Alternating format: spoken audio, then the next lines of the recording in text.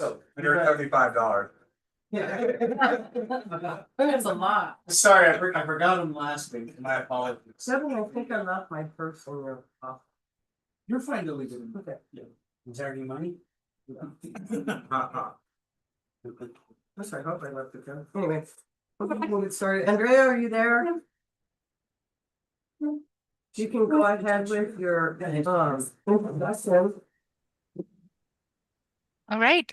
Hi, everybody. I'm Andrea with the Community Language Cooperative. Hold on one second. This is a lot, Andrea, yes. Audio input? Yeah, go to your Zoom, go to your audio and switch it. Our audio's on the breaks here. Oh.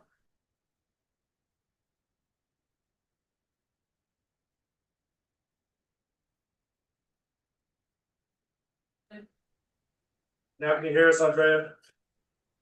I hear you. Can you hear me? That's much better. Please. Awesome. Yoga, man. All right. Then, hi, everybody. I'm Andrea with the Community Language Cooperative. We're going to be practicing language justice today. We're going to have simultaneous interpretation in English and in Spanish. Hola a todos, soy Andrea. Vamos a estar practicando la justicia del lenguaje en esta reunión. Si ustedes están viendo esta presentación en línea en este momento, sepan que la reunión en español va a ser publicada en el canal de YouTube. And host, you can start interpretation now. Thank you. We'll go ahead and call the April 13, 2026 work session meeting. Go to City Council to order at 18:05 or 6:05.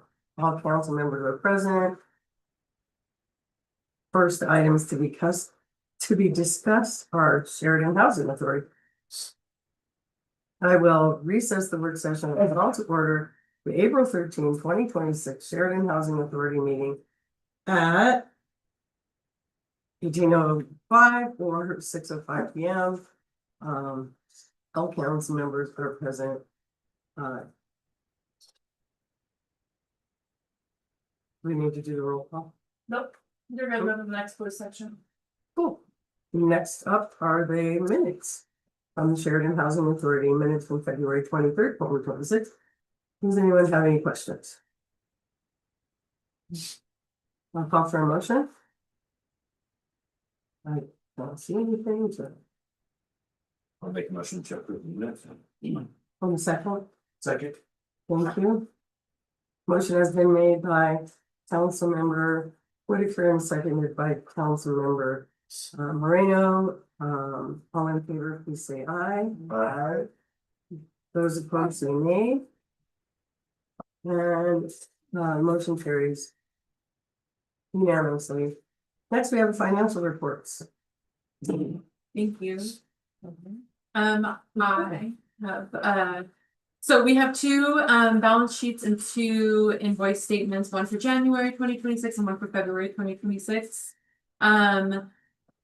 Really the better one to look at is February, because that is kind of where we're at today. So if you have any questions on January, I'm happy to answer them, but we ended our general fund in February, ended at 92,822. And that is it 92,822 or 622? 92,822 is the total assets. Oh. Yeah, you know, it's interesting because I saw that number and I saw it on a different report and I'm not sure this is the number. So I can find out on that because since it's 92,622. yeah, and I printed this one out this morning. So that's January. That's why. Okay. 92,622. And so February is 92,822. And so the really only the thing going on in the general fund is interest accruing. And so that's gonna be the 358.74 in February that you see, and then the 89.18 in January. And so that's really your only increasing income in the general fund at this time. The second income statement and balance sheet is for the voucher program. And in February, we ended with a positive balance of 11,568. The profit, and then we ended. So that was just the voucher program admin fees. And then we ended the whole voucher program at 10,775.93. In January, we ended with a negative number there because there's a timing discrepancy between when HUD pays us for this voucher, the HAP voucher. And so year to date, we're a negative 765. This really should be a net zero income program. So dollar for dollar is just the timing on grants and how much they pay us. And then for the voucher program itself in January and February, again, February is a better one to look at because that's where we're at right now. We have 181 vouchers to issue, but we're only currently issuing 139, and then we're porting in 20 vouchers, which means we're taking care of other housing authorities vouchers who moved here. And so we're issuing 159 vouchers, but we're at 108% of our budget. So we're only issuing 88% of the vouchers we have allowed, but we're using 108% of the funds. So that just tells you that HUD's spending per voucher is not meeting their allocation. But we're meeting as much need as that voucher quantity. We currently have 20 vouchers going out to other housing authorities from Sheridan, and we are not currently porting in any vouchers to Sheridan. Typically, we port them into Inglewood and carry them on that budget, but we've stopped doing that too. Going to speak to that in a minute. And we also, the difference between January and February waiting list, so that we purged the waiting list, found some duplicates, found people who were no longer interested in. Our number went down to 652, but it's still a very healthy waiting list for the HC program. Demand far exceeds supply. And then overall, so this is a little dated because it mentions that Kim is still co-deputy director. She published this last week, but as of Monday, April 6th, I promoted Jennifer Lambert to the deputy executive director. So Kim will become administrative manager again. Jen's going to be taking over some of her duties. She remains our point of contact for all HUD funding programs and communication. She's really great at that piece. And then we will be kind of working to fill her position back, so we'll have a few openings in Inglewood. Our Section 8 Housing Choice Voucher Program, again, we're at 100% utilization of our current budget authority. The other report says 108. This 2-year tool that we use kind of looks at a bigger picture and factors in past rents that maybe didn't get paid out and averages out to 100%. So that's why there's a little bit of a discrepancy in that number.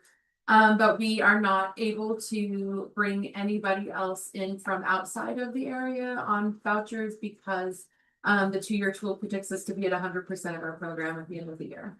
And right now we have no funding expectations past May or April, end of April, early May from HUD. So we don't even have a budget authority to predict yet. They're really trying to hold us to that 100% number. Typically, if you overspend on your budget, it's a good thing because next year they increase your budget. They don't want us to do that. They're saying there's no money next year if you go over your budget.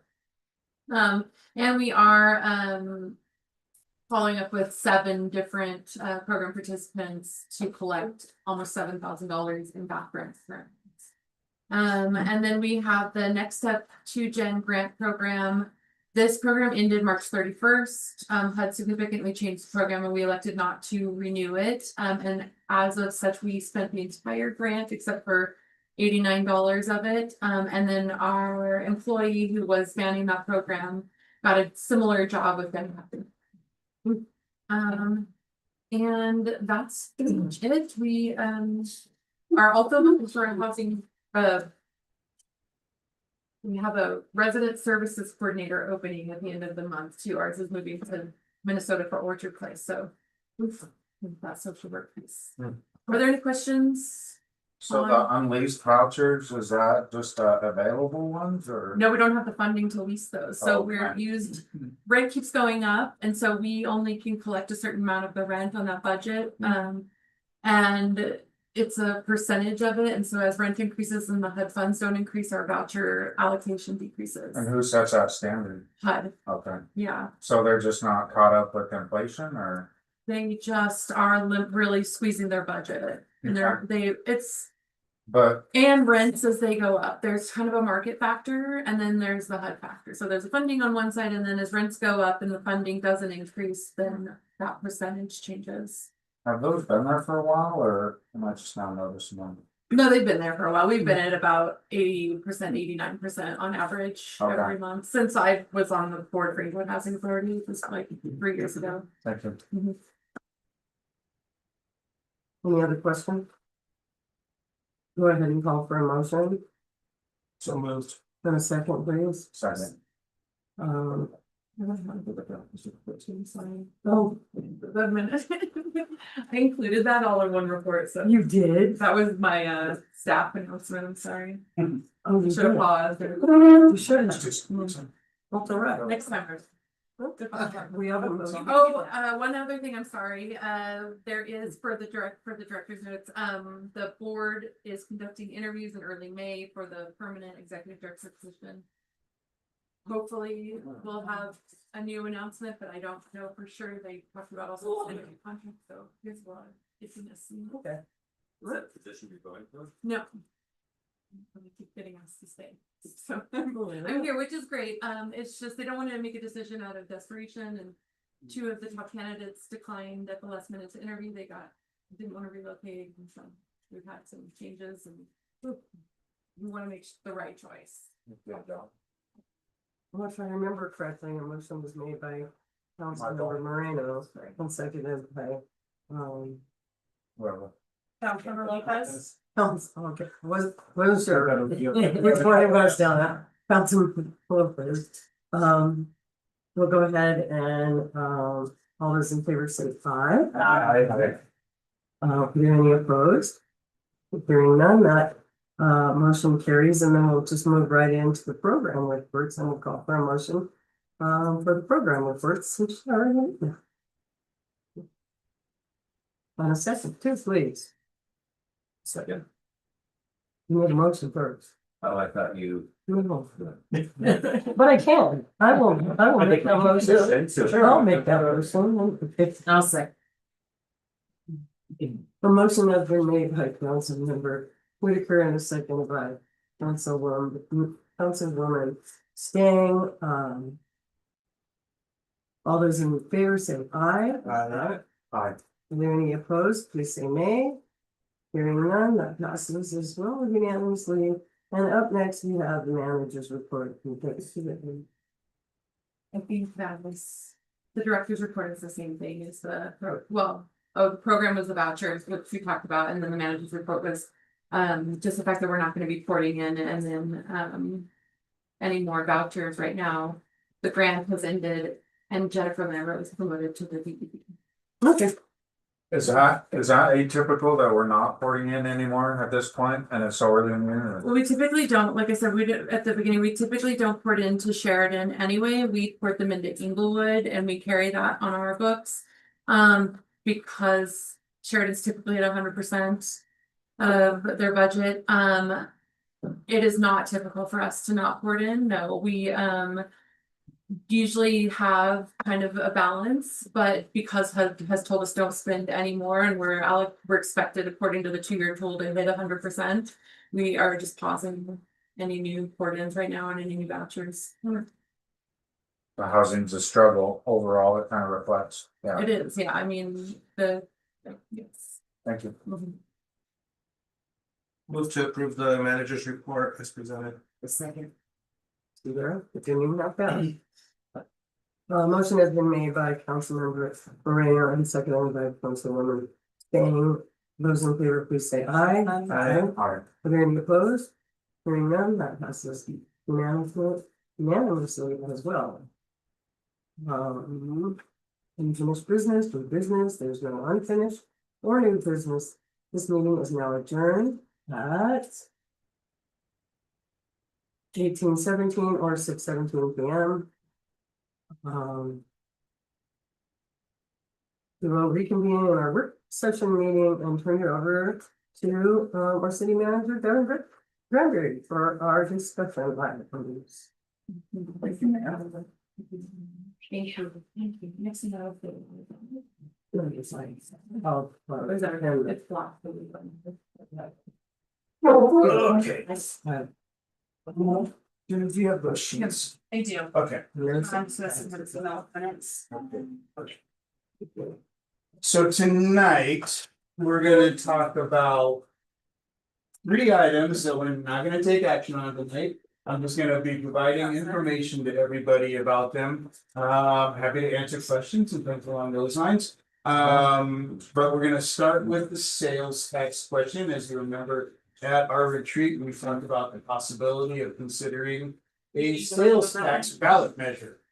And what is being passed around right now is a comparison sheet that shows where we compare with a number of metro area cities that are either of similar size or in geographic proximity to us. The same thing. Okay, there's the other one, Councilmember Whitaker, Estimation is the new one. that one, Councilmember Whitaker, yep. Just like. And the reason, and I apologize, I didn't put this in the packet. But I don't want a lot of this floating around out there right now, because we're not deciding what we're gonna do, this is talking about it, but. If some of this starts to kind of start to get out, then people are gonna go, oh, this is what they're doing, and we have not decided that we wanna do it at all. So I'll hand this out while I'm going on. What I'm giving you now is the election skip. Oh, oops, sorry, Jake, can we go that? So this is the election calendar. Jenna got this for us. It's her email in the front kind of points out the main dates that we need to keep an eye on. But the attachment is like the full, abridged calendar from the county that shows all the timeline for the upcoming election. So we got all that out.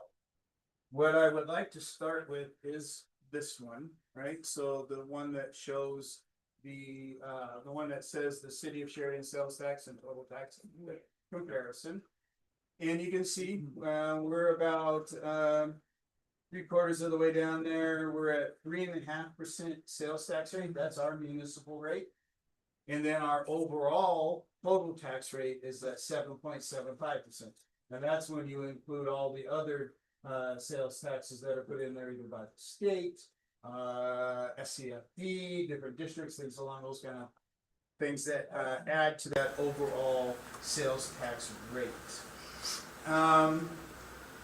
So you can see I've highlighted Inglewood and Littleton, so with the Tri-Cities, who are we immediately adjacent to. You can see that we are lower both at the municipal sales tax rate and as the total tax rate. So we would have some room there that we could increase our tax rate and still be what you can make an argument that we're still being competitive. That our rate is not above our neighbors. Some of the other things that are notable, Denver, so I highlighted Denver's in there as well, since we're just south of Denver. And you can see that their sales tax rates, both at the municipal level and at the total rate level, are considerably higher than what we have here in Sheridan. Okay, so to give you an idea of what that kind of is, so we're probably looking at, if we want to do an increase, we are looking at somewhere probably 1/4% to 1/2%. Because that would take us either, our municipal rate is 3.75 and our overall rate up to about 8 or 8.25 overall with 4% on the municipal side. Well, what does that mean with each one of those? So I asked Teresa to give me a little projection.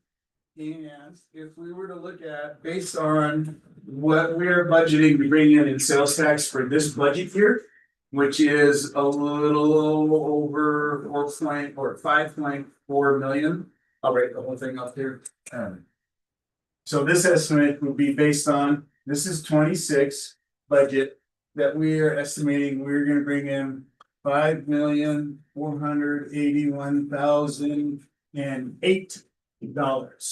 Okay, now, based on that, and it's not a straight comparison, there's some other things in here, but if we were to look at an increase of 0.10, that would result in an increase of approximately 156,000 $600 per year. That's all I mean, okay? If we look at 0.25%, 0.25. We could estimate that we would see an increase of about 391,501 per year. And if we were to do 0.5%, we could estimate that we would bring in an additional $783,001. So, a couple of things to consider here.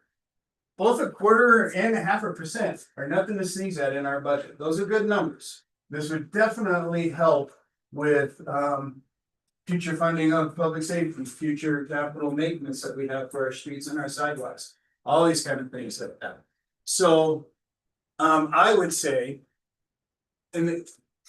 so that's the math. That's just the rough numbers. And I think those are pretty conservative numbers. You know, Teresa and I are really pretty conservative when we do this. So I would say that, you know, if I was really gonna look at this maybe and do a 5-year projection out, it's gonna be more like between 400,000 and 500,000. This is gonna be closer to being 800 to 1 million, right, a year, somewhere roughly. But this is a very conservative look at it, of what we'd be doing. Now, so that's the math. Let's think about the politics of it really quick, because we got a lot to go and I'm gonna get into other things too. I just want you guys to start thinking about this, okay? The politics of it. One of the political considerations is that when you go to ask for a tax, you ask big. Because you don't wanna go back and back and back and back. So you don't wanna ask for a 10 and then 3 years from now, go, oh man, we should have, and you're gonna go, wanna go again, because people are gonna go, you just asked us. It's easier to go higher. It is than it is to much go- easier to ask for more than you think you're maybe gonna need. And then grow into it, right? Rather than, or rather than saying, we need, oh, we'd be just fine, that'd be perfect with this right here. Somewhere to, that'll make us great, but in, like I said, 3-4 years, you're gonna, no, we gotta go ask for more, and that's not gonna roll. Alright, I'm already worried about people. We're gonna remember back to 2014 when we went and asked for the tax increase, even though it was a property tax. That are gonna go back, you just asked us for a tax increase to do the streets, was it different bucket, different kind of tax, but they're not gonna be wrong, right? We did go, and, but that just proves the point, people remember that, they remember, it's like, I just voted for a tax increase. So, that's a consideration, a political consideration that you as a council are gonna think about, okay.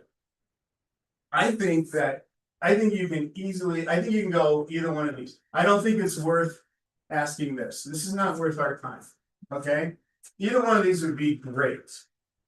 This or this, you know, if you're at 0.5%, I don't think you ask for more than that. Because then that puts us, if you look at what we've got there, 0.5% starts to put, or anything over 0.5%, really starts to kind of price us out. I think it makes us really stand out as like, wow, they've got a really, really outstanding tax rate, and you don't want to be there either, right?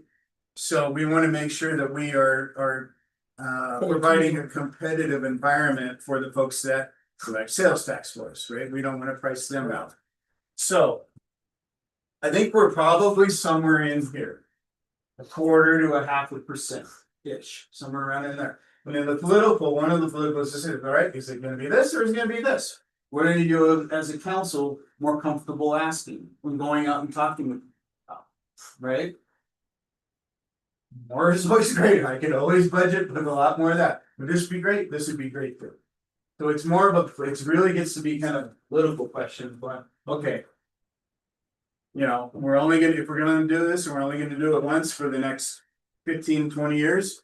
Do we ask for a lot, or are we more comfortable with saying, you know, I feel that it would be better received as a 1/4% by folks? I don't know, that's why, you know, you guys are gonna have to kind of think on that, talk to your neighbors, that kind of thing. Jay? If you ask for too much and they vote it down, would we just keep asking every year? That's another part of that. So, one of the other theories is that, okay, if you go big, right, so you go. This year we go big, and let's say it's 50, 0.5%, and it gets voted down, but it's close. We can go back next year and go, we can go back the next election year. You say, we heard you, that was too much, we still have these needs, and then what about 1/4%? And then maybe there is an argument that you have a chance of getting that 4%. So you can always go back and lower the ask, you know, and do it that way. But if you're going back asking for the same or more over and over, that's when we get it. Right? So there is some, that's a great point. You can ask for this now. And follow up with this if you don't get that. Follow up with this in a year or two. You know, there's a lot of the information and the work will be done and you can make the argument to people that maybe the need hasn't gone away, but we heard you, that was too much. And so then it looks like you are listening to your folks out there and we're saying, we heard you, that's too much. We consider this, we cut it in half our ask. And then that can kind of carry some water to people as well. Well, we're only talking about raising the marijuana tax, right? Huh? No, This that's is not. the general. So this would be our general retail sales. Two separate. Marijuana brought us all that much. Oh, yeah. That would be nice. Oh, 3.5 to 0.5%, alright. Yeah, it brought some cities that or more. Yeah. So that, a little bit of the math, a little bit of the politics to think about. Other thing to think about, and we're not gonna get into this at all tonight, but think about it. That once we get into August, September, whenever we have to submit ballot language.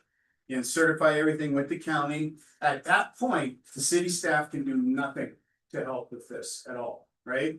The only thing the city can do would be present or produce factual information. So we could put out this kind of information.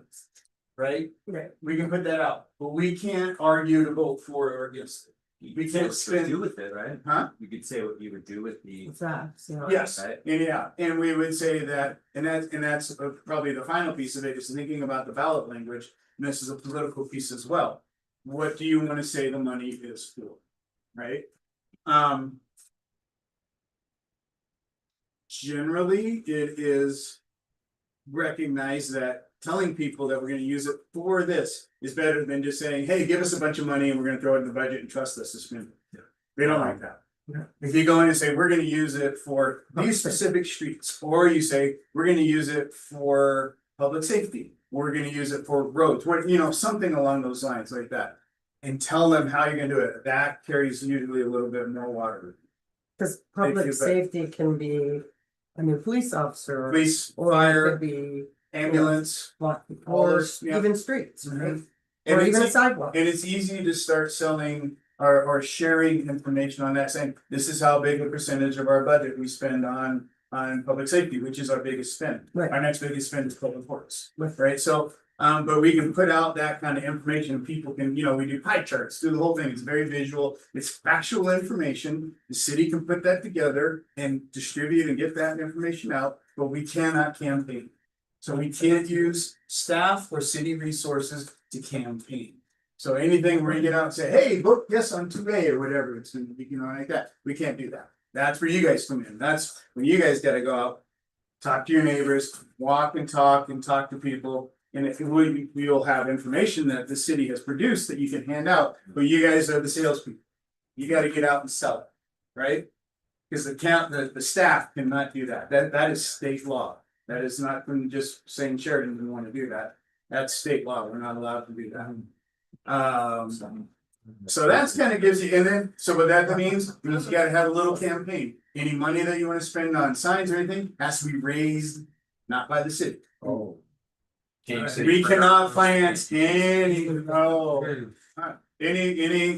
of campaign materials you were used to producing for your own campaigns, city cannot spend any. Yeah, you can raise money. You can put together a campaign committee, you do all that kind of stuff, you can take donations, you can raise money, you can spend, you can buy signs, you can do all that kind of work. But the city staff already, I can't spend any money. I just can't, you know, that's, and then people that would be opposed to this would say that we're violating Campaign Practices Act and we get in trouble. I get sued and it's not. But that doesn't mean that if, say, you're out there campaigning and someone has a specific question that you don't have the answer, you would still be able to come. Absolutely. They're And gonna get the want, answer. well, how much and do maybe you get- spend on whatever it is? Well, you can call Devin and he can absolutely answer that. Right. You know, or you can send Or an email. send You in can say, another pipe. I was talking to this constituent, they wanted to know how much of that, I just supplied that, that's me just doing my job. answering questions that you guys have. That's fine, I can do that. Yeah, How long has it been since we've raised sales tax? not since I've been there. We were trying to figure out if it's ever. I don't I know. don't know. Since ever, forever. Ever. Since ever. Since as long as we. The only one we've done in my time here at all was the driving change, and that was a property tax. Right. Never done a sales tax, so it's been at least since I've been here 15 years. And it's been longer than that. I guarantee it's been. I bet it's 30 years at least. We'll find out, because that's a really good question. That's something that's another selling point. We haven't raised taxes in 30 years. We haven't raised our sales tax in, yeah. Forever. And from the standpoint of, do we need this money, or are we sustaining the way that we are? You know, No, yes, we can absolutely show, I can do it probably either way. I can do it, let's say, if we wanted to restrict the monies to public safety, or public works. Public safety sells better than public works. Public works still sells here though, but probably not as good as public safety. Public safety sells everywhere. All right, it's like open space. The only thing that beats public safety is open space.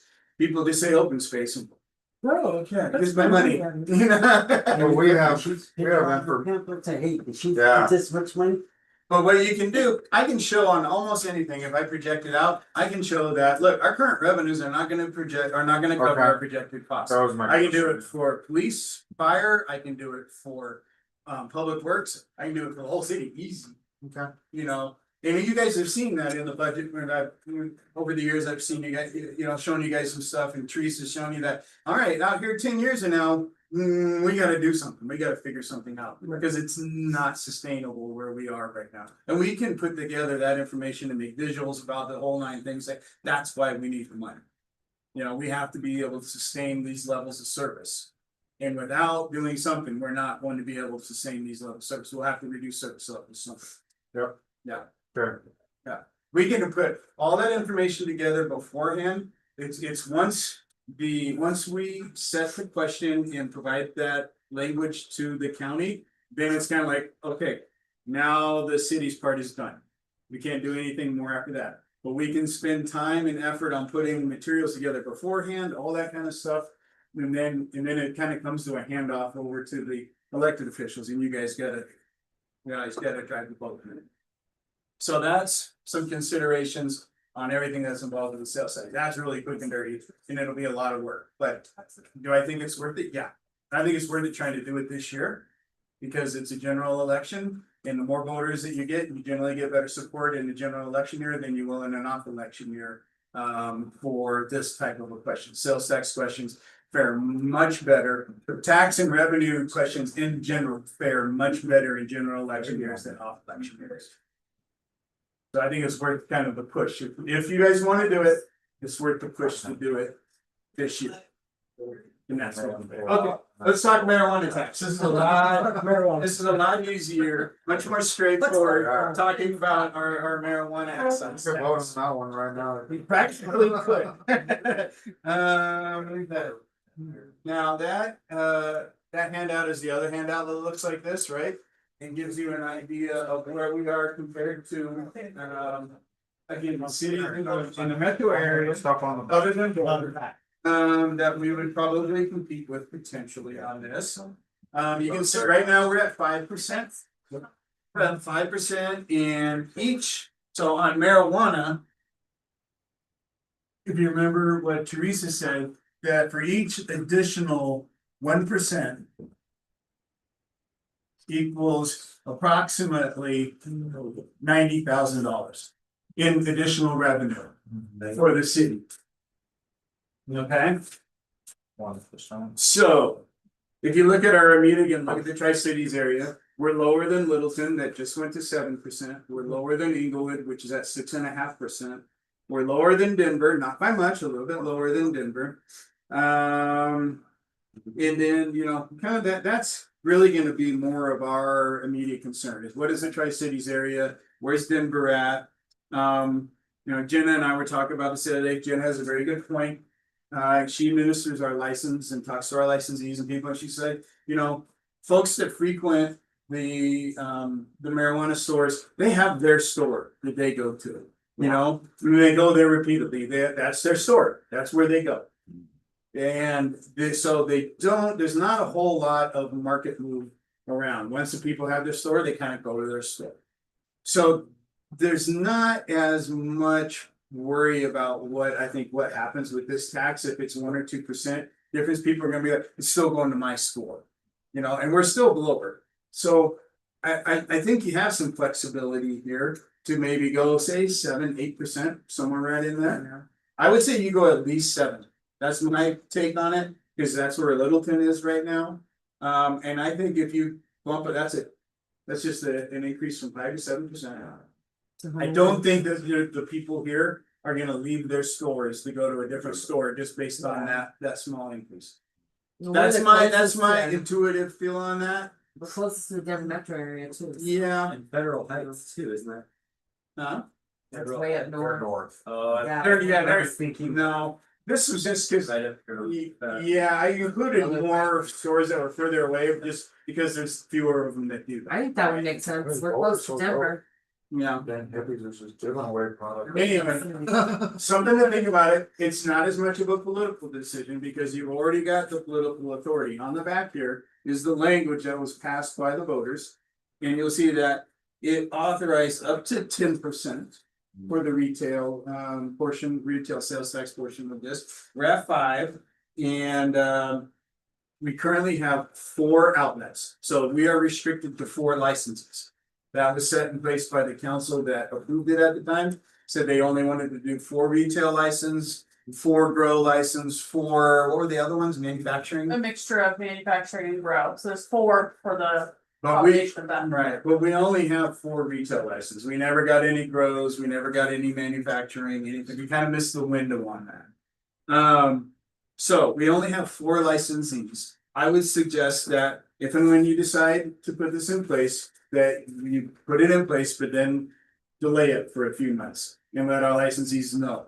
So give them a few months to get used to the idea and make the changes that they need to make at their point of sale systems, all that kind of thing. Again, there's only 4 of them, so once they got, most of them are pretty good. I think Jenna said they're pretty good to deal with. Yeah, we've got a good rapport with them. Yes. I work with them every year for their annual licensing and their inspection, so got a good relationship with them. And my one recommendation was that we started it on the first of the month, because that way it makes their tax filing easier. So they're not split in the middle of the month where they're trying to file half at this rate, half at this rate. So if we can make it a clean cut at first, be my recommendation. And I believe. Brandon, I believe it's an ordinance, right? It depends on how you're, Probably. probably, it depends whether it's in your code or not, whether it's in trying to code or. I think it's good on this. I think it's probably, so anyway, A it's lot of pretty, like people have in their code, right, that marijuana tax rate is X. So Yeah. then you have to use an ordinance to change that. I see what you're saying, okay, alright. Anyway, it's pretty simple, it's straightforward, we can do that, so So would it's you not do a it difficult thing to do. like, and start it with their fiscal year end in June then? I would say the fiscal year just on the month end. So Yeah. just on a month end or? And I think just depending on when we pass it, like giving them like a 45-day notice or something to like, or within that range, 45 to 60-day notice. So they can prepare their systems and. Let their accounts, everybody know. Mm-hmm. Remember, if it's an ordinance, it's gonna take a while publication too, so. This may seem really naive, but can you explain what is the real difference between ordinance and resolution? Ordinance says two. So a resolution's for something usually that's temporary, and so it only requires one reading, no public hearing.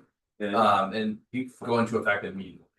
An ordinance needs 2 readings, a public hearing, and can't go into effect with those publication. If you're home rule, you can modify that slightly, but ordinance is more process behind it. It takes longer. Yeah, and Jay, one way to think about it, if you're gonna change the code at all in any way, it's an ordinance, alright, Yeah. just straight there, it's an ordinance. And then there's some other things out there that are like. You're either mandated by state or other law that it needs to be, so liquor license, something like that, Yeah. might be important, so. Franchises are example, multi-year contracts. Yeah, There's yeah. a whole basket of things that have to be ordinances. For the most part, if it's like something that's temporary, it can be changed easily, then it's a resolution, so that's permanent. Can't be changed very easily, you know, it's. And some cities are different. Yeah. So like Inglewood requires a lot more things to be done by ordinance than we require. And it's just the quirks of whatever it says in their charter. Mhm. So it can very much vary from place to place, but in general, right, Brandon, right, you know, so like, I get it. And then like for an ordinance and publications, like tomorrow I will send off publications for the ones that we vote on tonight. And they will not be published until the following Thursday. And so if we were on second reading, are published following Thursday, then we have to wait 3 days after they were published for them to go into effect. So. In some places, it's 30 days, you know. not a silly question, not at all, no. Because it makes a difference when you're doing these kind of questions, it can make a difference. Okay, is that gonna be an ordinance or is it gonna be a resolution? Absolutely. You know, ordinance has a lot more, Jen is saying that you have to notify a lot more time in front of that. You have to make accommodations usually for public hearings and all that kind of stuff. Resolution, you know. So. Okay, again, on both of these, we're not gonna decide tonight, right? We'll be coming forward with even some more additional information, but I wanna, again, we're starting to think about these things, trying to figure out what makes sense. Where am I comfortable about? You can talk to your folks out there, right? You know, hey, we're thinking about this. You know, do you have any concerns and things along those lines? One other example on the back here, remember I told you about how the language that we might want to consider on the sales tax, I have a provision for how we use that money. Well, we did that in this question as well. And we said down here that it would be used to pay or reimburse the city for direct and indirect public safety costs incurred. You know why we did that? Because we tried to do the tax the first time just with nothing and it didn't pass. We put it in as public safety and they said, yep. Oh, wow. That's one reason we missed the window of everything that happened is we put the question out there. Well, we put the question for doing the licensing and then there was the question for doing the excise tax. It had to be separate questions when you did it. And they voted one and not the other. You remember that when all that went down, so we had to go back and ask the tax question again. And this time we put, oh, we're gonna use it for all these kind of things, and people went, oh, okay. Perfect. And when you don't do it, they went, no. Yeah, that makes sense. Yeah, perfect example. So. That gives you a little example what that language can look like. Okay, that's sales taxes, that's marijuana taxes. Now, I wanna talk about property. Not property taxes, but property we want to buy, we still want to buy. Oh, that's All right, and Jenna, we got, These thick okay, yes, okay, so the big, thick packets here. This is the appraisal report for the property, that's located on Umatilla. 3400 South Umatilla Street. I don't know if we can pull it up on there, but anyway, it's in there, that's okay. It's in. If you look. I don't have much to write on up there, but if you look just on the inside of the first page, you'll see this letter here. And it gives that letter at the very bottom, it gives you the appraisal estimate, which is $845,000. Okay. Really, the first 20 pages is all that you need to read of this, that you need to know about. The whole rest of it's just kind of fun stuff. You know, there's comps, there's demographic information. It's actually kind of cool, but you don't need it in order to determine what Just our some light purposes are tonight. You originally wanted more than 1 million. You wanted originally right around $1 million. Yeah. So yeah, let me talk process and see what it is. So Mr. Neely came to the city and said, look, I'm gonna be putting my property on the market. I live up north. He's been a great business owner down here and a great neighbor. We've enjoyed having him. He's a really nice guy, but he lives, I want to say he lives in Thornton, North Thornton, or maybe even Broomfield or Brighton. I don't know, one of the towns way up there. And he said he's just getting tired of making that drive all down several times a week. So he's going to be moving his business a little closer to where he lives up north. And he said, now, I know you guys have always kind of had an eye on our property. We've always been good neighbors. You guys have treated me right. We've treated him well. He said, I'd love to give you guys first right on this. Now, let's see, are you interested in buying this? And he said, Yes, I said, yes, I'm very interested in buying this property. He said, okay, what were you thinking? I said, look, I have to be careful when you spend public dollars to purchase property. You have to do something. I can't just go, I think it's this much, right? Have to go out and get it appraised, right? So we have to get it appraised for fair market value. And that's what this shows. Fair market value, 845,000. Now, the market value might be something besides that, right? It's what he and then is what he wants, which is around basically $1 million.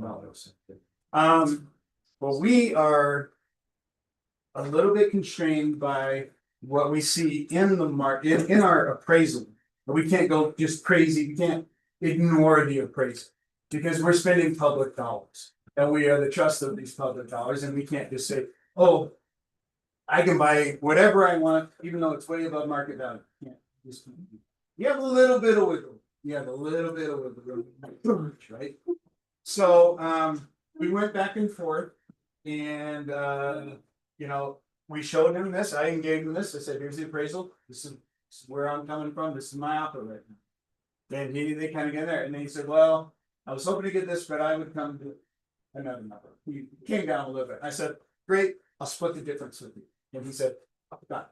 All right. That's how we ended up at and I'll hand this out. This basically is a written representation of what kind of where our verbal agreement is right at this moment. So we came to agree on 895,000. So just you guys. No, I don't. Okay. Over fair market. It is 50,000 over what our appraisal said. Would someone trying to buy that property or financing be able to finance over the appraised value? Sure. Yeah. Oh, yeah. Yeah.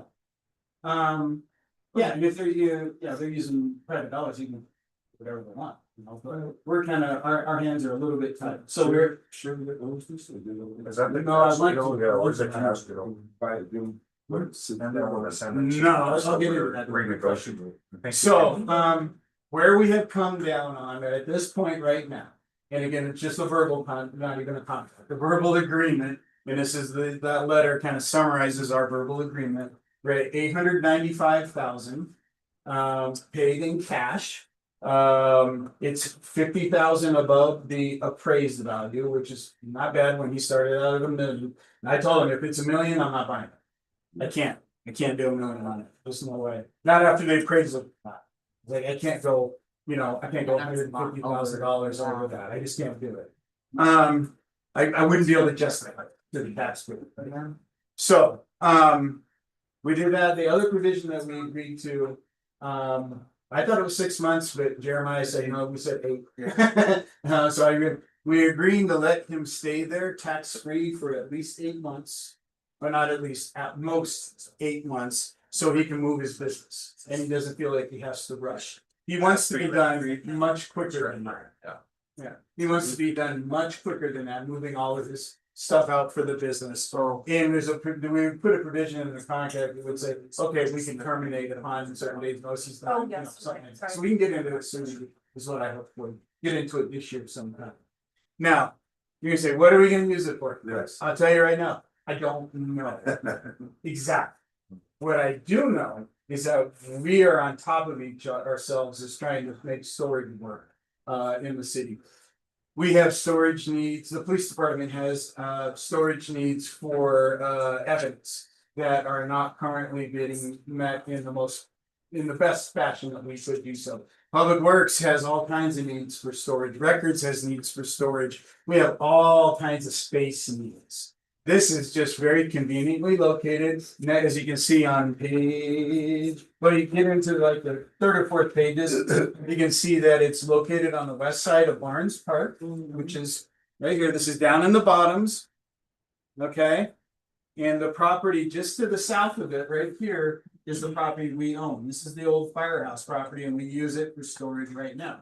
So right here, we own, this is what we want to buy, and then this is Barnes Park. So that's great. The whole lot is a little over 12,000 square feet. And if you look on page 4 of the appraisal, it talks about the improvement descriptions. It currently has an 816 square foot single family dwelling on it. That's really old, built in 1944. There's a basement, will most likely knock that down and use the area for parking equipment and things like that, because it's not worth it to try and save this space for anything. And I don't have a use for it yet, but I don't know for sure. The biggest and nice surprise on there is the 2,000 square foot Quonset hut that's on there that has it's prefab. Metal building, has a concrete foundation, and it also has full utilities. So it has heat, running water, toilet, all those kind of things in there. It's ready made for storage. It's ready made to use what we do. It has a large garage door on one end of it, so you can bring vehicles in, and oversized vehicles, so we could bring, trucks, we could bring loaders and kind of things like that into that space and be able to use it. Did I say it's 2,000 square feet. Overall, the full lot size is a little over 12,000 square feet. What was that business before? I think you told me. He had a business where he would. glass warehouse. It was a glass warehouse before he got it, right? And then he bought it from them, and he was doing tractor refurb. So he would take people's old Airstreams, like those kind of the antique Airstreams, almost the silver ones that I get, and he would refurbish them for people. So they bring in they bring their old Airstreams in, he'd go in and just like redo it, make it the inside like new. So that dome has been there So he would work for a on long that. time. Mhm. So it was there, he bought that. It was there when And that old 1940s house, whatever it is, Oh, yeah, wow. the house. Yeah. Let's do like that. There's a- And that dome is up to code, it doesn't need anything redone, It's it just a doesn't strap. need. we'll take a closer look at it with the appraisal. He looked at it and basically said, I'm not an expert, it looks okay, but. This is assuming that everything is okay right now. Now, as part of the contract, we would get, everything looked at a little bit more. We would do at least a phase 1 environmental on the whole property to make sure that there's no kind of environmental contamination. We don't want to buy that, right? We don't need to do a phase 2. Then what you find. Yeah, it depends on what. If the phase 1 comes back, then we'd have to do a phase 2, but hopefully just the phase 1. But that would be a condition of the contract and everything that we would approve and put on the property, right? They would have to pay, it would be contingent on a satisfactory phase 1 or phase 2 environmental evaluation. Those kind of things. So, the reason is we need space. We need the space. This is very good space. It's conveniently located adjacent to space we already use. And I don't see another property like this as convenient and ready to go coming on the market that we can afford, because he's cutting us a good deal. He could go out and get $1 million for this. I'm pretty sure he could go out and get $1 million for it. So. The deal's not done until you say it's done. The deal's not done until you guys say it's done. But what I wanted to talk about tonight, is just get that more of this information out in here. You guys take a look at this, right? Much time we got real quick. Take a look at this. If you have questions, if you have concerns, we can talk about it further. We can talk about it at the next work session, because we'll have to come forward. Brandon told me we can buy it with a resolution. A resolution approving a contract for it, basically. So it doesn't have to be in ordinance. It can just be one reading, and we can go pretty quickly on that. Do we have a time limit on when we make our decision? This is good for like 60 days or something like that. And then once we Probably, I don't know, go ahead. once we approve it too, there's a time frame in there where you have to go through all the steps for doing the environmental, so there's a pretty long run here. Those would all be like conditions in the comment. Yeah, I usually 9 years for 90 to 120 days. So I also, okay, you think like check mark on line. I know that was really quick. Before. Thoughts, questions on that? I think we should do it. I like that. I think the biggest check mark for me is just that guy, you said tax free for 8 months, but it's rent. No, rent free. Did I say tax free? Yeah. I was So talking he's taxes. living- he's Yeah, living- I meant rent free. He doesn't live there. And then, just from my viewpoint, we're spending the city of Sheridan's, that everybody who lives out there is dollars, saying that guy can, rent that property for free, but that's the only thing that I think, but. Yeah. Well, we're not collecting rent. Technically. We're just We're saying, also not paying a realtor. yeah, we're not paying her- he's not paying her, so he gets the benefit of not having to pay a realtor, we Yep. do too. Yep. On all of that. I don't know about that. And, you know, when we're getting that, he gets the benefit of basically our attorneys doing the legal side of things, and he just signs up, but that's okay, you know, I think that that's fair enough, with this kind of big deal. I just have, you know, I've been here all this time, 15 years, and I haven't seen a deal like this come along. I mean, I've been wanting to get some property for the city, but in this thing, it's just like, man, it's almost just, it's like no brainer. It's like, please buy it, you know, and he knows it, that's why he came to us, he's like, you guys made this property, so. Okay. We'll more to be decided on that, so we'll be coming back to you guys with more info on it. Okay, thanks, everyone. Yeah, we'll go ahead Yeah, and refer this down. meeting. What Come on upstairs, are we limiting and we do go around, you know. marijuana licenses to land? But then, my next question would be, how many licenses do we have? We don't have any. And then, we may not even actually get that many, but it's like an inbound. They have to go through special licenses, so we can go through all of that.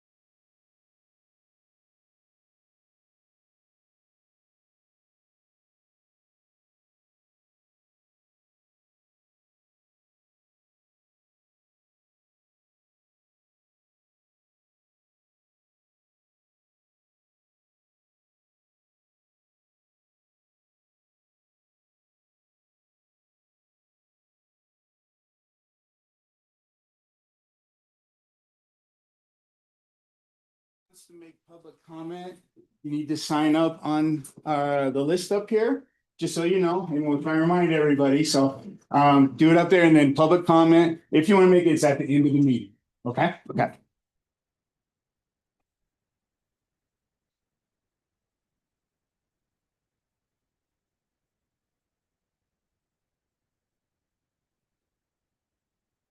How's it going? You might come, please.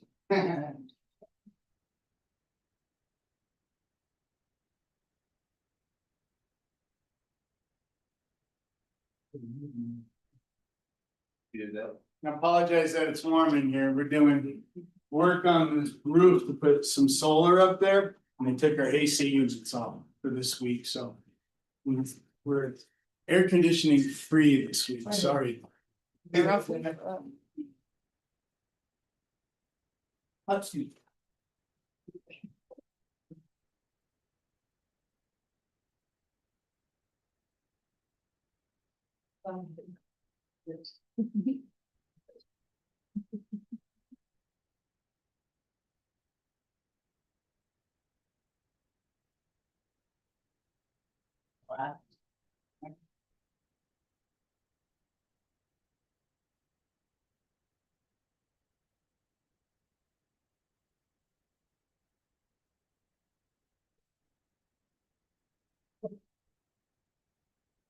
Okay.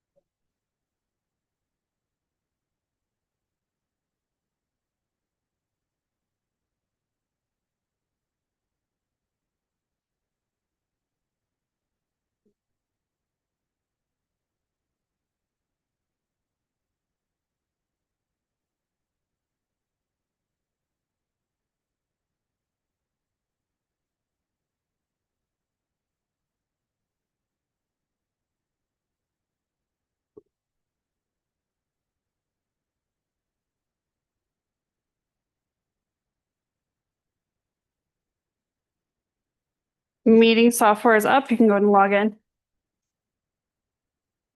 And if you're here tonight for public comment, make sure that you sign in on the sheet on the little table up there. And then there's extra agendas if you'd like a copy for tonight's meeting.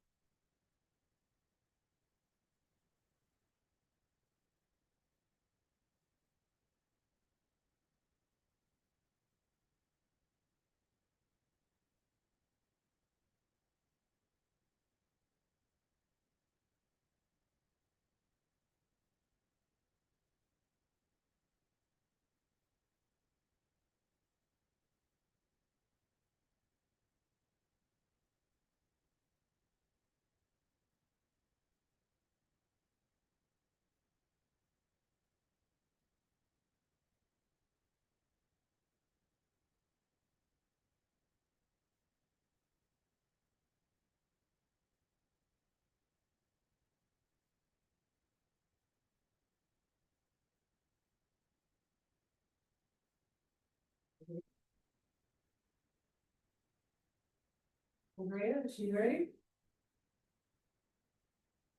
First, I'd like to ask Andrea, our interpreter, to give an introduction, please. Thank you. Good afternoon, everybody. I'm Andrea with the Community Language Cooperative. Today, we're going to be practicing language justice, and we're going to have simultaneous interpretation in English and in Spanish so that we can communicate in the language of our heart. This meeting will be streamed on the YouTube channel for the City of Sheridan. Hola a todos, soy Andrea. Vamos a estar practicando la justicia del lenguaje el día de hoy. Vamos a tener interpretación simultánea en inglés y en español para que podamos comunicarnos en el idioma de nuestro corazón. Y esta reunión va a ser transmitida en vivo en el canal de YouTube en español. Si estás viendo esta reunión en este momento, tienes que ir al canal de YouTube. Gracias. And host, we can start interpretation now. Thank you. Great. Thanks, Andrea. Good evening. I will call the April 13, 2026 regular meeting of the City Council to order at, when is it? 19:07 or 7:07 p.m. All council members are present. Will you please stand and join me for the invocation followed by the Pledge of Allegiance?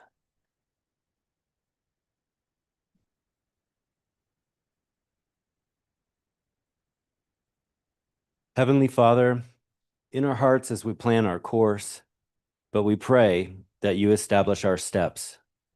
I pray that we seek you for advice. Let us not make decisions based solely upon what we know, but let us act upon your wisdom.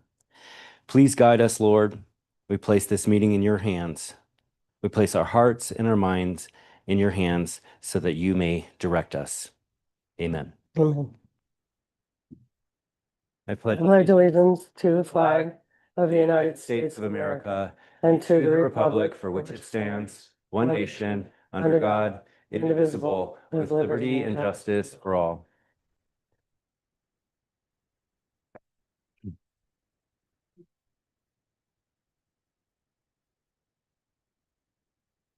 Next, we have the agenda approval. City Clerk, are there any changes to the agenda? No changes to the agenda, Madam Mayor. And then next, we have staff reports.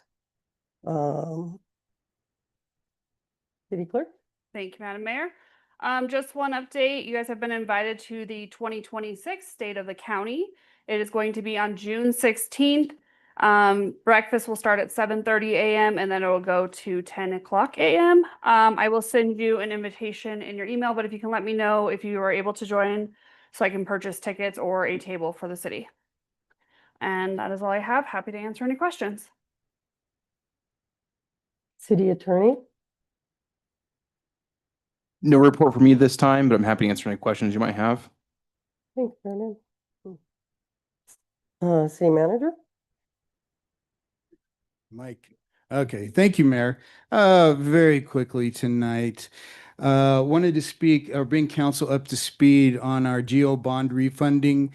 That's our general obligation refund, bond refunding that we have been looking at delaying just due to the volatility in the bond market. Wanted to let council know that after we did delay it, it was actually probably pretty good to pump the brakes and take a look at that because we've come up with a better package for the bond refunding itself that will save the city an additional $200,000 in its debt there. So the bond package is now set to go to market on this Wednesday. The savings is coming from the fact that we looked at the bonds that we were refunding and found that the last 5 years of the bonds were actually at a lower interest rates or a lower coupon than the rest of the bonds in the earlier years. And that, I mean, I know I was here when we issued them, but I couldn't tell you why it's different, why we ended up having a lower percentage on that. Anyway, what basically the new and improved package does is take those 5 years at the end of those bond and that debt payment, take them out of the refinancing package and keep that interest rate because it's going to be lower than what we'd be able to refinance at. So that's where the savings comes from on those. I anticipate that we'll have a very competitive sale on this Wednesday. And I'll let council know as soon as that is in and what we have as far as a winning bid, and hopefully things go very well. So excited about that. We are in right now a phase 1 drought. And that is according to, I'm sorry, my phone is making noises at me. That's according to Denver Water, who we get our water from. So up there on their dice, I handed out to you just a little reminder. It's just a little chart that shows when our watering days are now in Sheridan. Those are in effect now. We are waiting to see, or I guess those folks that might get some Inglewood water are not on mandatory schedule yet. They're on a suggested schedule, but I would anticipate that will go mandatory here very shortly. As anybody who's looked just up at the mountains and seen no snowpack up there, it's going to be a pretty bad summer. So just that information there. We will have that information that I supplied you also up on the city's website, as well as on the Denver Water website. You can get all that information. And as just a reminder for council and anybody that's in the audience, that is this, the city of Sheridan is not the water police. So if you want to report a neighbor who's watering when they shouldn't be, don't call the city, call Denver Water, because we don't do any enforcement on that. Lastly, I'll be gone on Wednesday, Thursday, Friday of this week at the Colorado City and County Managers Association Conference. This is the annual conference I go to that I appreciate the council letting me go to this. It's the one I probably enjoy the most out of all the conferences that are out there. It's all city managers getting together to share information around new projects, programs that they're working on, different things like that. So it's a nice opportunity to learn from other cities. Come back and share what I hear from them on that. So lots of interest around AI this year. There's a number of sessions around that. There are, as always, a number of sessions around legal issues, keeping your city out of trouble, whether it be any numerous different ways. There's ways about how are different cities how are we going to afford healthcare? Healthcare keeps going up and up and up. How do cities looking at programs to help them maintain affordable healthcare for their employees? So looking forward to that. I'll be out this week. I'll still be available. So if you need me, feel free to call, email, text. I'm still available. Just going to try and avoid the snow up there. So that's all I got, Mayor. Happy to answer any questions. Mhm. Chief? Nothing tonight, Madam Mayor. Oh, darn. I love it when you have something. But soon we'll have graduates, is that correct? Say that again, Mayor? From the internship?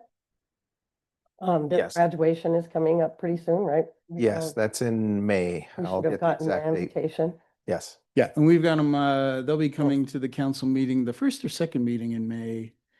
I don't, May 11th. There We'll you go. Be here for work session.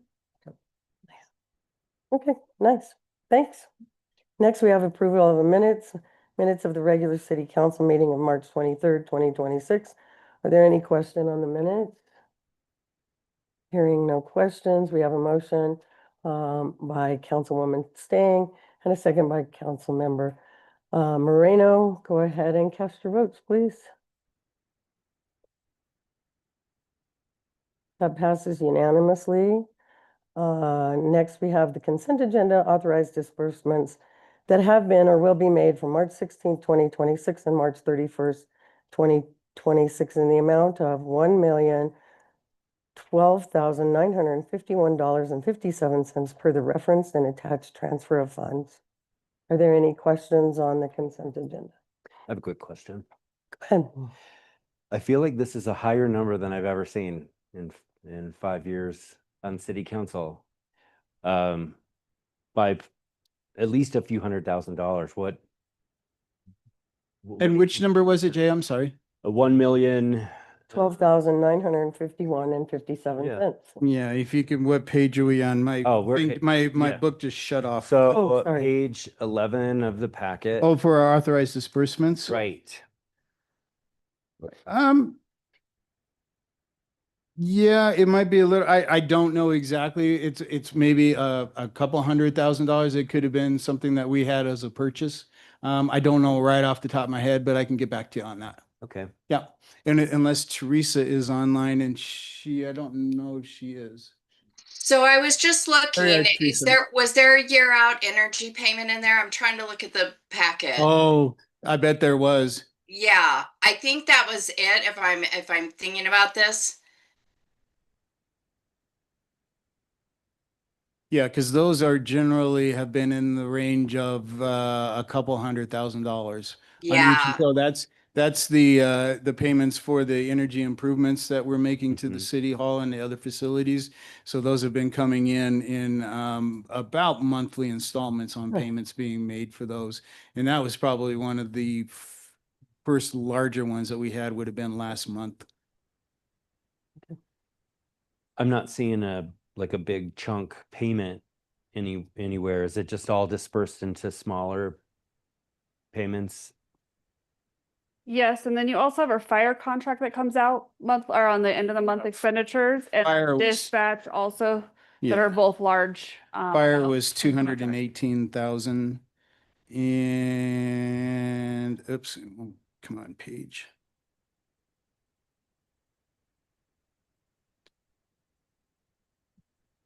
Through this quickly.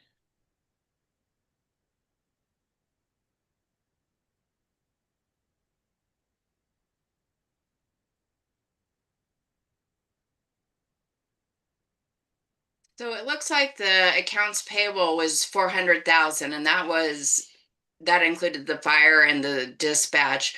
The payroll was 600,000. And I was trying to see if there was 3 payrolls or if that was just 2 payrolls due to the timing.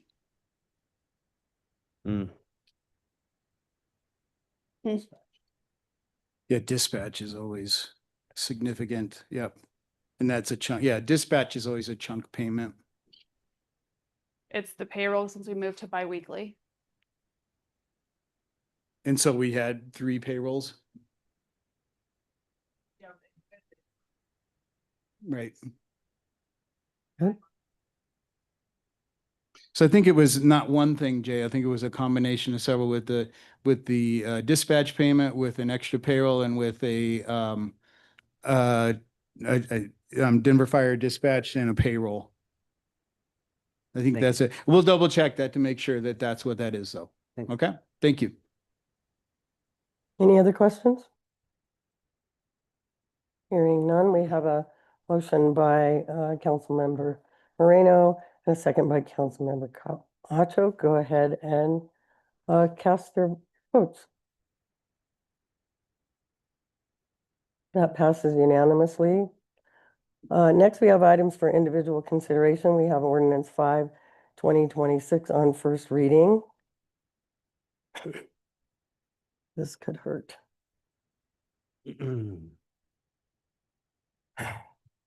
An ordinance of the City Council of the City of Sheridan rezoning certain property located at 3860 South Lowell Boulevard to the Neighborhood Commercial District.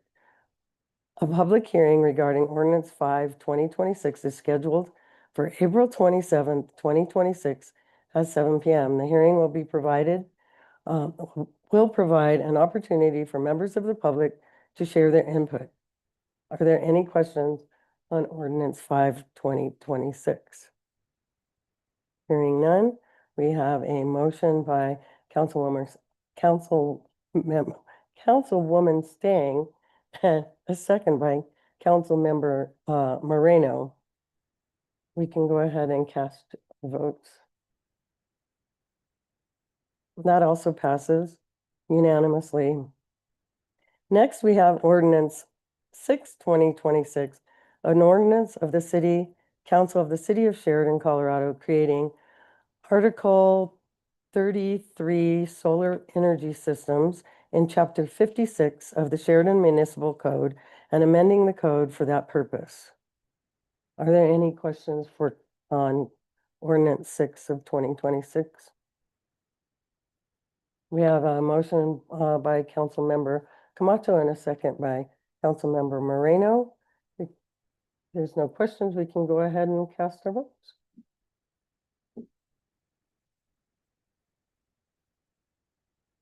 Next, we have ordinance 7/2026, an ordinance of the City Council of the City of Sheridan, Colorado, amending Article 22 of Chapter 56 of the Sheridan Municipal Code regarding landscaping standards and restrictions on non-functional turf, artificial turf, and invasive plant species. Are there any questions on ordinance 7/2026? Hearing no questions, we have a motion by Councilwoman Stang and a second by Councilmember Camacho. If there's no more questions, we can go ahead and cast our votes. Hey, Reagan, sorry. Can I get you for a minute? Uh-oh. To crash?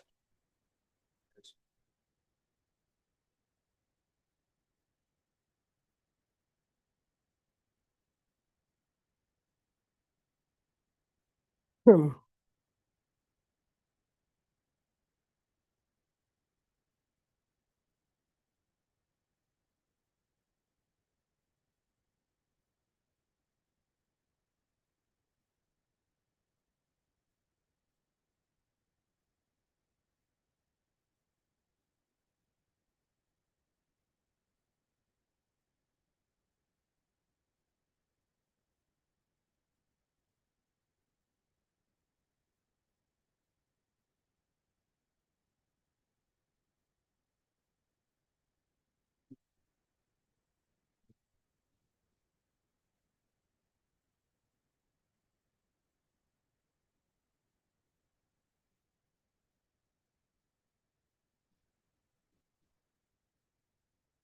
You're a wizard.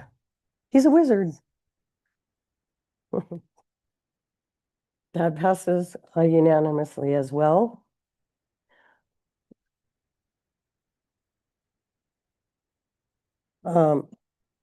Next, a resolution of the City Council of Sheridan, Colorado, approving the First Amendment to Design Services Agreement with David Evans and Associates Incorporated regarding project name Mary Carter Greenway Trail widening at US 285. Are there any questions on Resolution 12 of 2026? Hearing none, this is actually really very exciting. It's been taking forever to get this done. So we have a motion by Councilmember Whitaker and a second by Councilmember Camacho. Actually, we started when I was on City Council. So it's been a long time coming. This is pretty exciting. If there's no questions or comments, we can go ahead and cast our votes.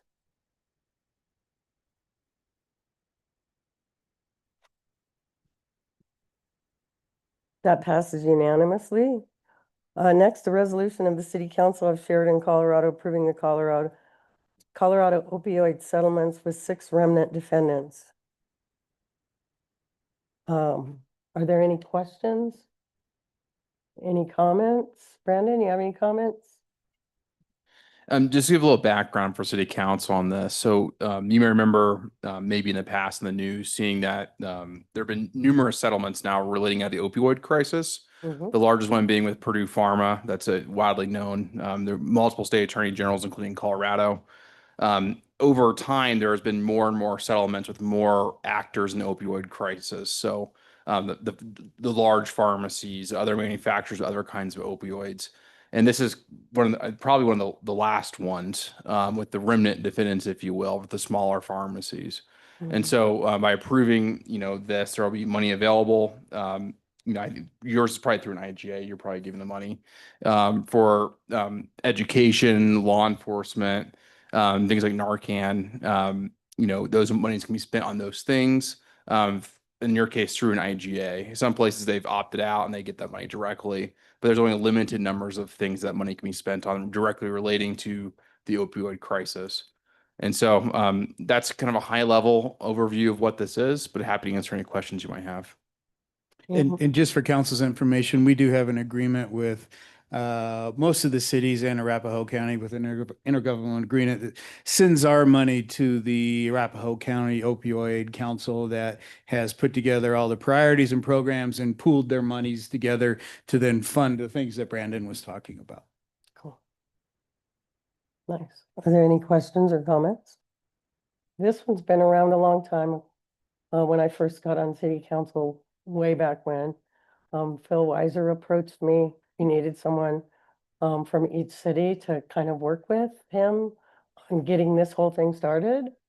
And being the nurse on the council, I quickly raised my hand and worked with him. And so this was a long time coming to, and it's 285. a really pretty cool thing that some of these families are being taken care of. And then also the Narcan for the police stations and what have you is also life-saving. So this one I'm really happy about too. So we have a motion by Councilmember Moreno and a second by Councilwoman Stang. If there are no questions or comments, we can go ahead and cast our votes.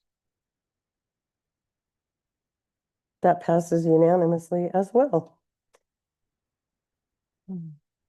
Next, we have mayor's choice. I don't have any this evening, mostly because I can't hardly talk. I have been to the Metro Mayor's Caucus. We sat down last week with Senator Bennett and talked about some of the things that he's going to be working on, provided he gets elected governor. So that was very interesting. He did promise to make a visit to Sheridan and sit down with council members and work with us one-on-one for things that are important with us. And I have his cell phone number if anybody's interested. That was really exciting. And other than that, I did get, also, we went to see a Nuggets game, so, and I hadn't seen a Nuggets game since Chauncey Billups played, so that was super exciting. I know, right? And I think that's it. Next we have council members' choice. Anyone? Go ahead.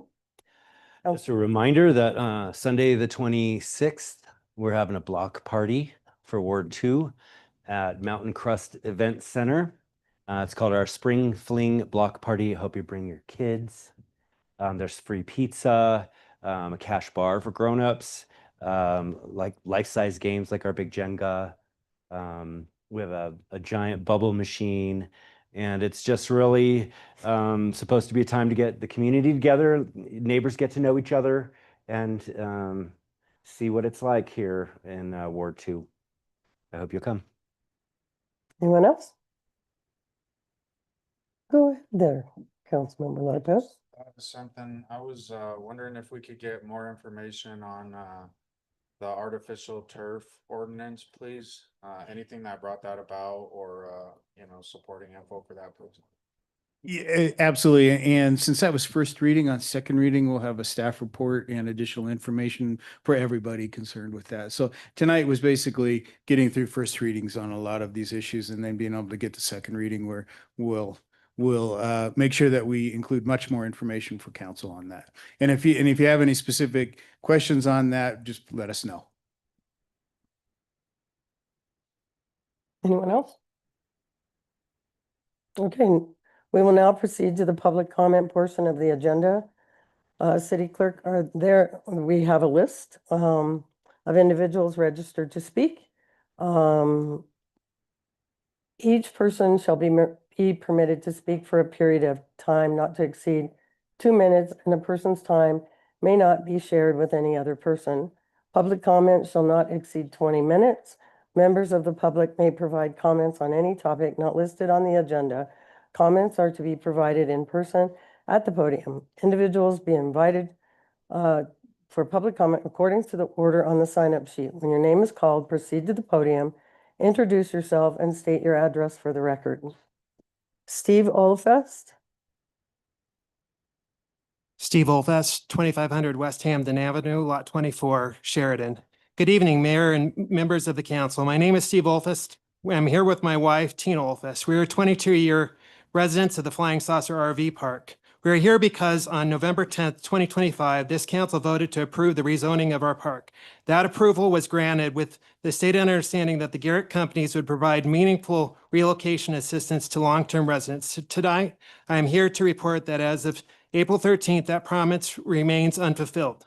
Since that November hearing, our lives have been thrown into a state of high stress and uncertainty. Here's a reality on the ground. On February 28th, we were told to meet with the Philip West of Dash and Dwell consulting firm based in Atlanta. On March 2nd, before we even had our initial meetings, we were served official eviction letters. We were told we must vacate by June 18th, 2026. On March 6th and 7th, we, along with many of the Flying Saucer long-term residents, met with Mr. West. We handed over sensitive personal information, including our household income and our projected expenses, in good faith that relocation plan was being built. Since that meeting over 5 weeks ago, communication has gone cold. We have received only a few brief emails stating that the consultant is waiting to hear from the Garrett companies. We have heard nothing directly from the developers or park management regarding actual financial aid. While we wait in silence, our neighbors are disappearing. Some long-term residents have already been forced to move due to employment and rising costs. They left with zero moving assistance. This isn't a phased transition. It is displacement by attrition. Council, you approved this rezoning under the condition that we would be taken care of. Currently, we are 66 days from an eviction deadline with no resources to facilitate a move. We ask the city of Sheridan to hold the Garrett companies accountable. We request the council demand a formal update on the status of the relocation budget and ensure that a city representative oversees this process. We are not just a data forum, we are your constituents, and we need the city to ensure that market rate apartments don't come at the cost of our homelessness. Thank you. Thank you, sir. Zachary S. Hi, my name is Zachary Ost. I live on 4141 South Navajo Street, Inglewood, Colorado. I have been at Fort Logan Northgate, the school just down the road, for approximately 5 years. I'm now in the middle school SPED department. In that span of time, I've witnessed staff turnover. That's natural. However, I have seen significantly exacerbated staff turnover in recent years under the new leadership of Dr. Gianni Thompson. This staff loss has affected my building from top to bottom. It seems like only yesterday that gifted, talented, energetic staff made the difficult but understandable decision to move to greener pastures.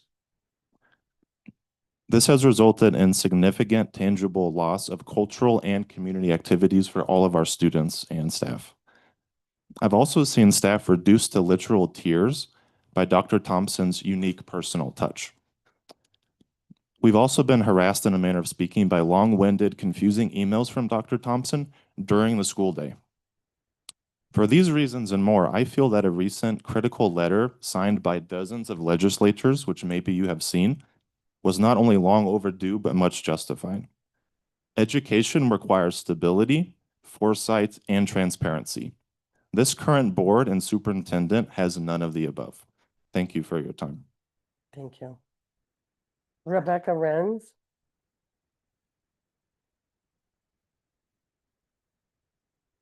Hello, my name is Rebecca Renz, 4798 East 115th Avenue, Thornton, Colorado. I've been a special education teacher for the Sheridan School District for 12 years.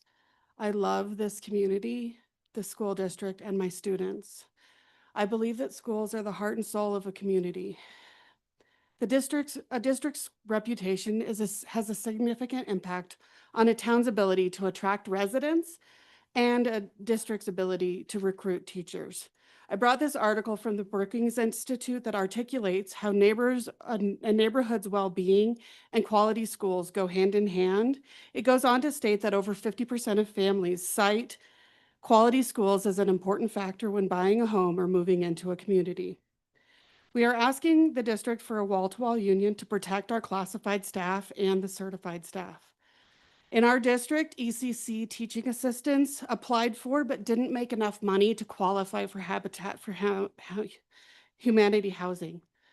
The district has reduced the number of days per year school bus drivers can drive. They strongly discourage and prohibit overtime and have lowered the hourly wage posted on our website for our classified staff. We've been asked to follow procedures, but the procedure is unjust, especially for our classified staff. I also have the letter from 62 state representatives and senators imploring the district to recognize the wall-to-wall union and allow teacher and staff voice. I employ the council members to follow the lead of state representatives in urging the district and recognizing the union so we can return to the buildings to teach our children. By advocating for this, you would help send the message that our families deserve elected officials and adults who fight for them and not about them. Thank you so much for your consideration and interest in improving our schools and community. Thank you. Josiah Hill.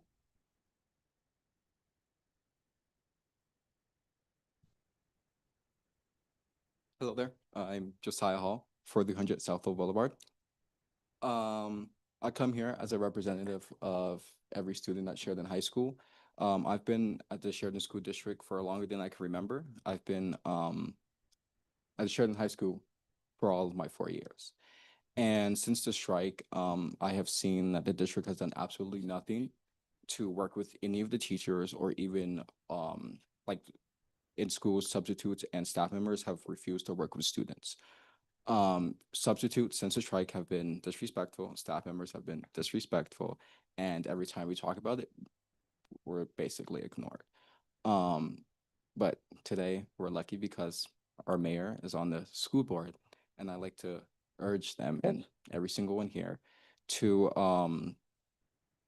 you're leaders of the city, and I would like for you to advocate for students, advocate for teachers, and advocate for everyone in the city, because this is not a school issue, it's a city issue.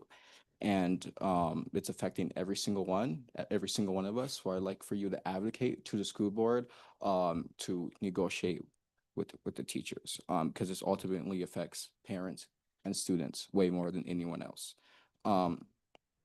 I could talk for 5 minutes about how horrible this has been since the teachers have left, but I'd like to end this with like a call to action. This is a letter, which I'm pretty sure you guys have seen, from state representatives and senators, and I'd like for you guys to do the same. I'd love to meet with you guys, and I'd love for you guys to sign it so that I could bring it to the school board, or even these teachers here, as a representative, to show the school board that you guys are with us, and that this entire city wants change immediately. Thank you. Thank you. But I will, Shia, I will congratulate for your award that you received on Friday. Thank you. Thank you. Yep. Nicely done. Nikki Osborne.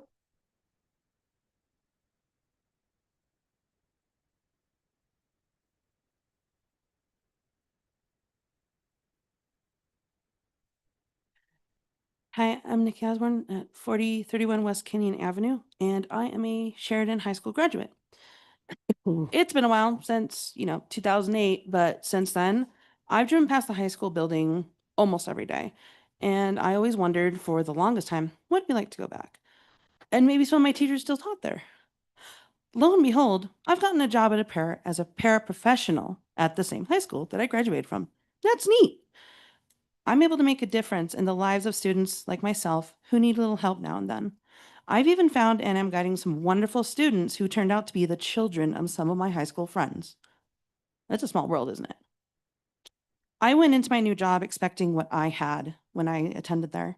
Teachers who had strong bonds with students, reliable support for students and staff, the feeling of being safe while I was there, knowing everyone, even the principal who I had a little bit of a difference of opinion with while I was there, believed in me and my friends. Our students now don't have that. They don't have any of that, and they deserve all of that. Our students deserve stability, security, and sincerity from all of those who claim to be guiding them. They deserve to know that they can count on seeing the same faces year after year instead of their trust and bonds being shattered nearly every single year. The longer that this strike goes on, the more our students and their families lose trust in the leadership. The longer this goes on, the more reputation and pride is lost by Sheridan as a whole. All leaders, city and school leaders, have a responsibility to protect what has made Sheridan so special, to protect everyone, our students, our district staff, everyone. This community needs visible action, not continued delay, not to continue hurting students and staff. I want to be back with my students. I want this to end. I want to be with my coworkers. I want everyone to make the right actions. Thank you. Thank you. Kate Beaster.